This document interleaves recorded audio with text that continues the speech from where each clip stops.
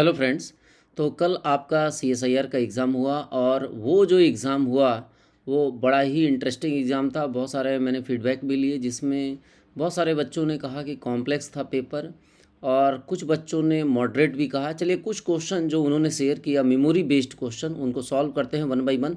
तो पहला ये क्वेश्चन था जिसमें पूछा हुआ था radius of convergent of the series this series का, राइट। और वो सीरीज़ है summation n raise to the power 2 और ये है 1 plus n square into x raise to the power n. सभी फार्मूला जानते हैं from 1 to infinite a n x raise to the power n के दो फार्मूले रेडियस ऑफ कन्वर्जेंस निकालने के होते हैं। ये दोनों ही फार्मूले कोई भी आप फार्मूला इस केस में यूज़ कर सकते हैं। ए एन की जगह आप देख रहे हैं ये है, तो हम ये सेकंड वाला फार्मूला यूज़ करें। उसका रीज़न है यहाँ पे पावर पे है n raise to the power n, तो हम इस पावर वाले फार्मूले को यूज़ कर सकते हैं, ठीक है।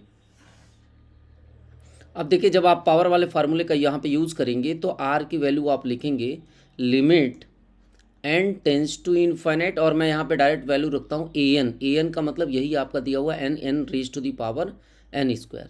तो आप इसको लिख सकते हैं n square and divided by 1 plus n square.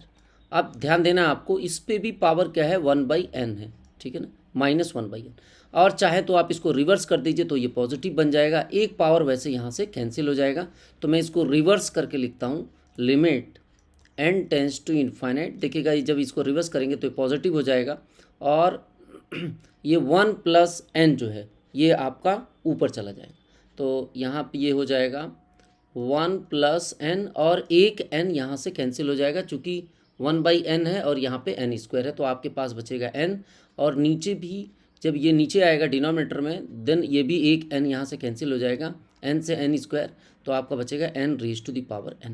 तो यहाँ से जब आप इसका रेडियस ऑफ कन्वर्जेंस निकालेंगे तो limit n tends to infinite और देखिए यहाँ से आपको क्या मिलेगा, ये n raise to the power n है, ऊपर भी n पावर है तो हम इसको ब्रैकेट में नीचे ले जा सकते हैं अंदर। तो ये लिख सकते हैं 1/n और n से n कैंसिल हो जाएगा, तो ये हो जाएगा 1 plus 1/n raise to the power n। और इसका बहुत सिंपल सा फार्मूला आपको बताया है कि जब भी इस तरीके का केसेस आए आप limit n tends to infinite करिए और e के पावर में इन दोनों को मल्टीप्लाई कर दीजिए 1/n इंटू n, तो यहाँ से आपका ये वैल्यू आ जाएगी e, ठीक है। अब आपका रेडियस ऑफ कन्वर्जेंस ध्यान देना आपको, तो आपका रेडियस ऑफ कन्वर्जेंस क्या निकल गया, ई निकल गया।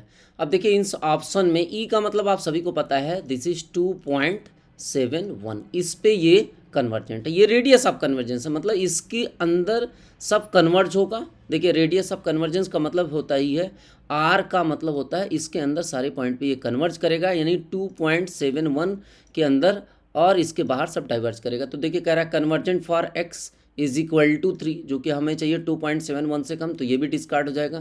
Convergent for x is equal to 5, ये तो डाइवर्जेंट है भाई, क्योंकि मैंने आपको बताया 2.7 के अंदर जो रेडियस है उसके अंदर कन्वर्जेंट है। यहाँ पे कह रहा है आर ओ सी इज, कह रहा है रेडियस ऑफ कन्वर्जेंस 1/e होगा, नहीं ई आया है तो ये सही होगा। Convergent for mod x is less than 1/2, हाँ ये सही है क्योंकि 2.71 से कम होना चाहिए, तो 2.71 से कम ये वैल्यू है 0.5। Yes this is the correct option. और इस तरीके से आपको प्रॉब्लम को सॉल्व करना था। This last option is the correct option. तो इस तरीके से मैं जो मेमोरी बेस्ड क्वेश्चन है कुछ स्टूडेंट ने जो शेयर किया है उसको मैं आपके साथ शेयर कर रहा हूँ। हो सकता है इसमें थोड़े बहुत मॉडिफिकेशन हो तो उसके अकॉर्डिंग ही आप इसे देख लेंगे। Thank you for watching this video.